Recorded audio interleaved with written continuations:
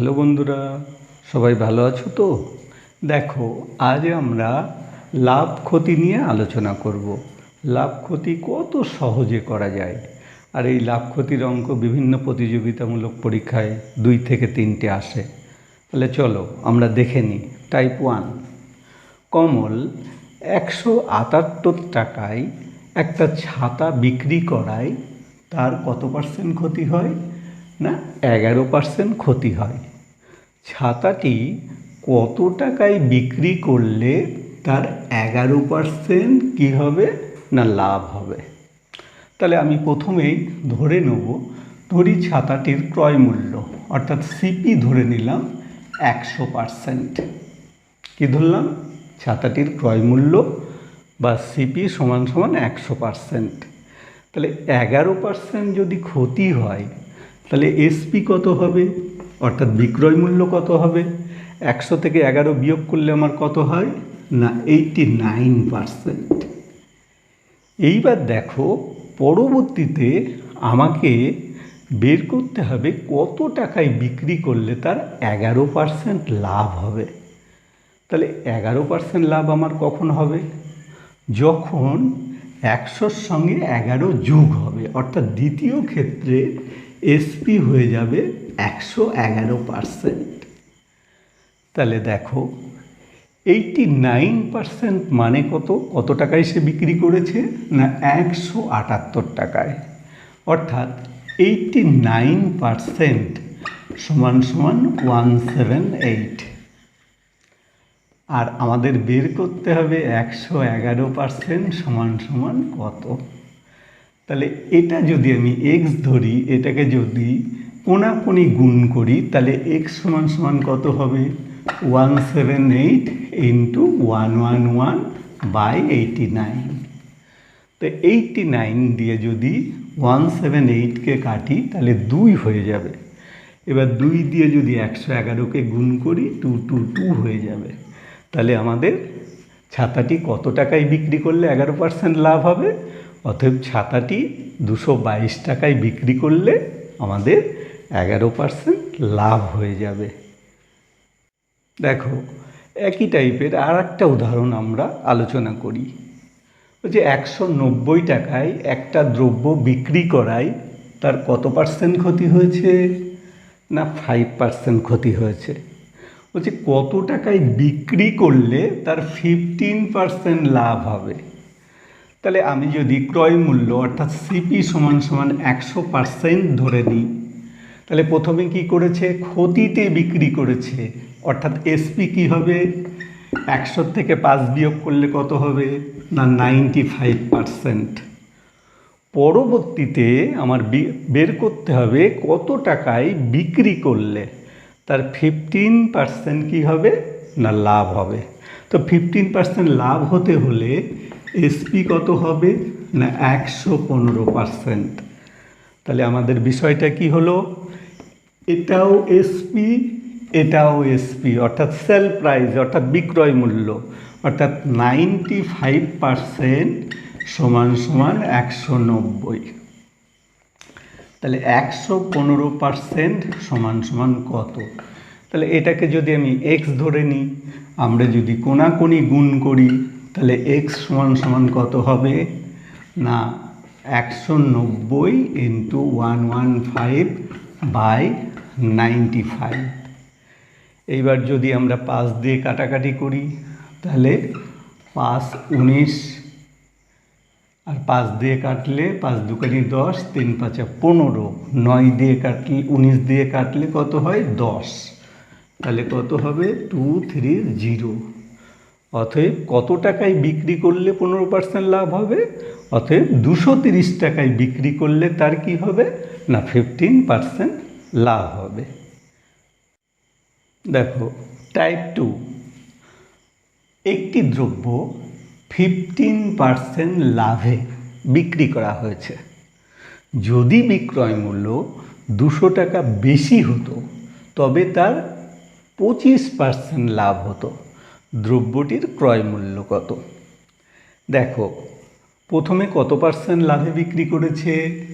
না 15%।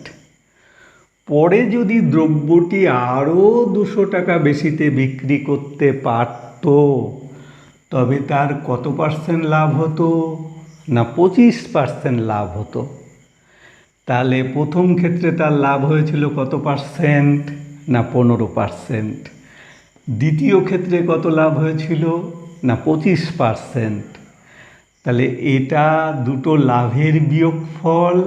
আর এত টাকা বেশিতে বিক্রি করা মানে কি? এটাও দুটো ডিফারেন্স।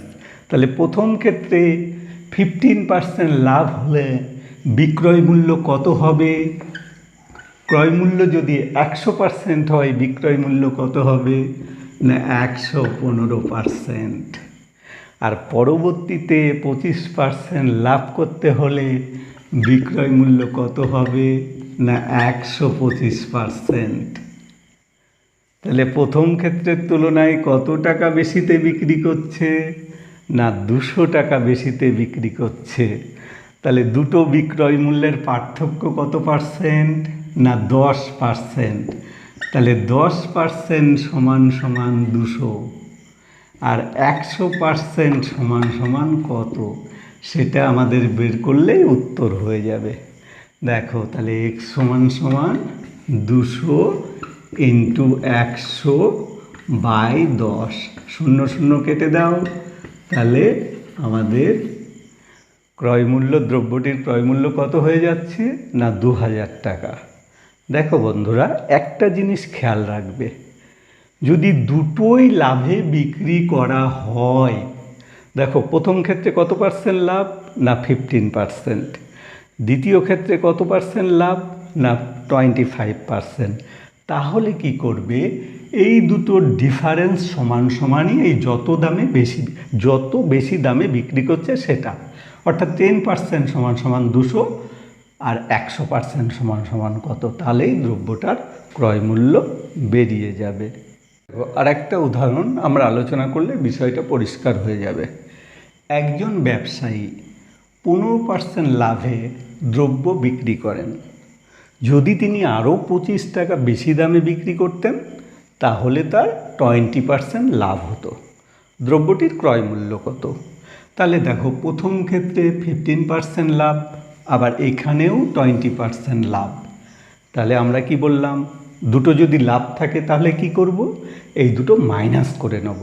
আর যদি একটা লাভ আর একটা ক্ষতি থাকতো তাহলে কি করতাম? না প্লাস করে নিতাম। তাহলে দেখো 20 থেকে 15 মাইনাস করলে কত হয়? না 5%। তাহলে 5% সমান সমান 25। আর 100% সমান সমান কত? সেটা আমি যদি x ধরে নিই, তাহলে তাহলে x সমান সমান কত হচ্ছে? 25 ইন্টু 100/5। 5 দিয়ে 25কে কাটলে 5 হয়। তাহলে x সমান সমান 500। অতএব দ্রব্যটির ক্রয় মূল্য কত হয়ে যাবে? না 500 টাকা। দেখো, টাইপ 3। এক ব্যক্তি দুটি গাড়ি, প্রত্যেকটি 28,560 টাকায় বিক্রি করেন, কিন্তু একটিতে তার 15% লাভ হয় আর অন্যটিতে 15% কি হয়ে যায়? ক্ষতি হয়।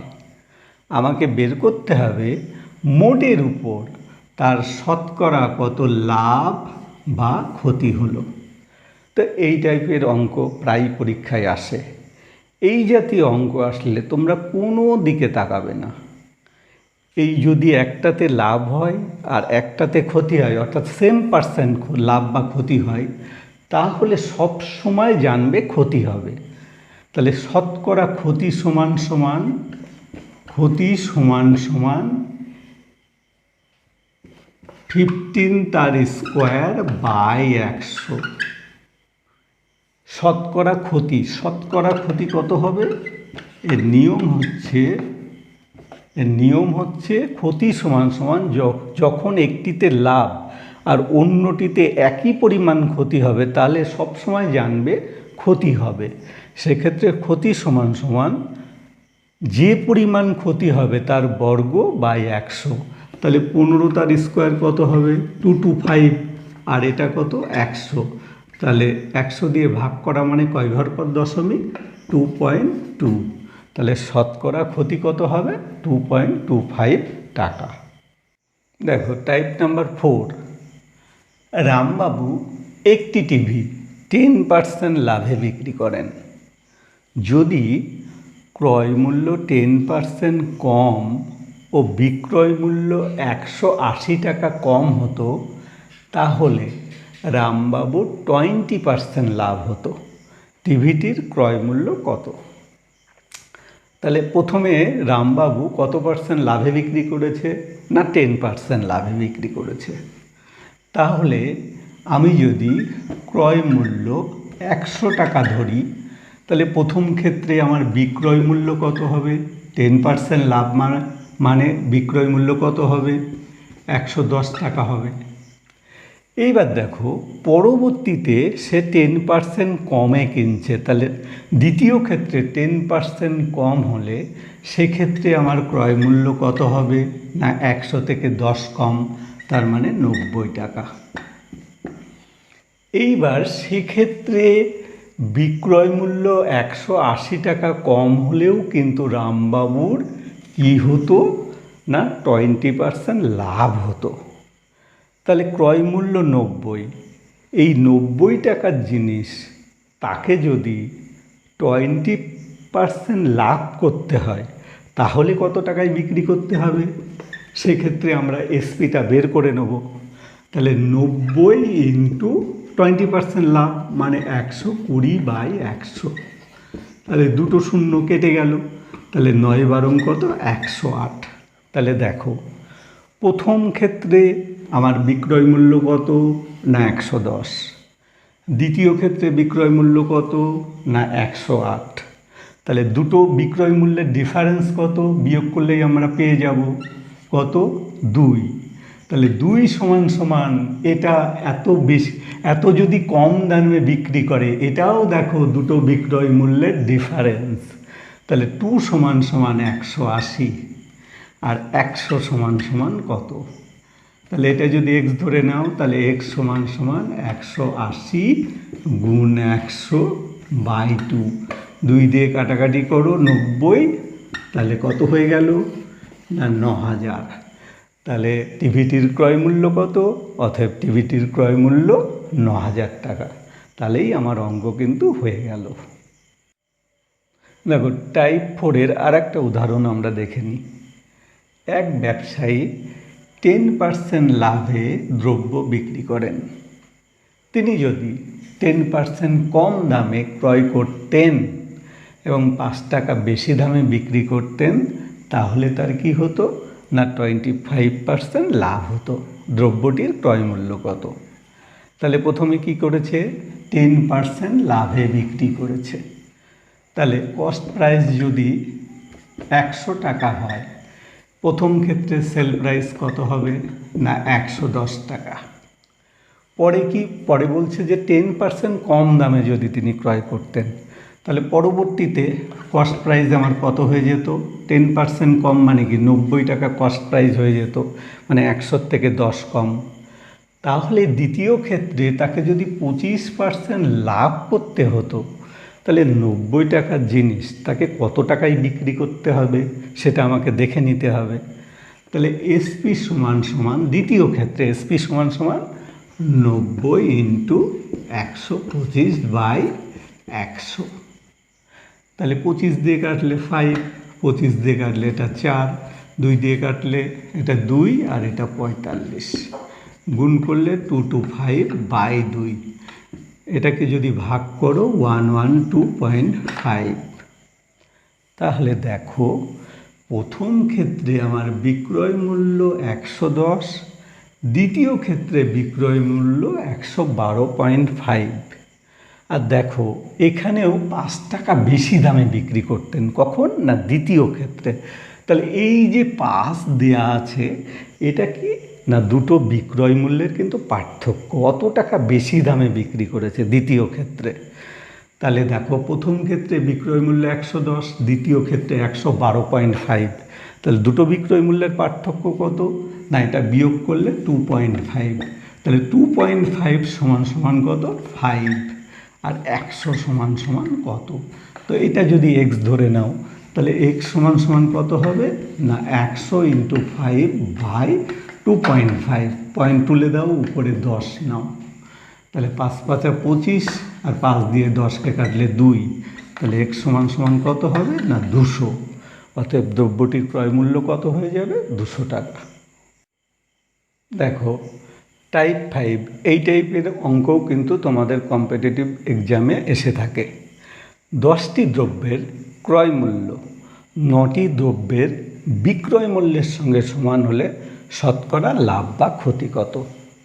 আসলে কি বলো তো, ধরে নাও ওই ব্যক্তি 10টি দ্রব্য 50 টাকায় কিনেছে, তাহলে 9টি দ্রব্য নিশ্চয়ই 50 টাকায় বিক্রি করেছে। বলছে 10টি দ্রব্যের ক্রয় মূল্য 9টি দ্রব্যের বিক্রয় মূল্যের সঙ্গে সমান। তাহলে তার আলটিমেটলি লাভ হয়ে গিয়েছে কত? একটা দ্রব্য কিন্তু। তাহলে সেক্ষেত্রে অবশ্যই তার লাভ হবে। তাহলে শতকরা লাভ হবে, এটা সবসময় মনে রাখবে, এটা সবসময় মনে রাখবে। এক্ষেত্রে আমার লাভ হচ্ছে একটি দ্রব্য। তাহলে 1 যখন এই ক্রয় মূল্য আর বিক্রয় মূল্য যখন সমান হবে, তখন শতকরা লাভ অলওয়েজ বিক্রয় মূল্যের উপর থেকে হবে। এই কথাটা তোমরা মাথায় রাখবে। তাহলে আমার লাভ হচ্ছে কটা দ্রব্য না একটা দ্রব্য, আর 9টি দ্রব্যের বিক্রয় মূল্য। তাহলে এখানে বিক্রয় মূল্য কত? বিক্রয় মূল্য 9।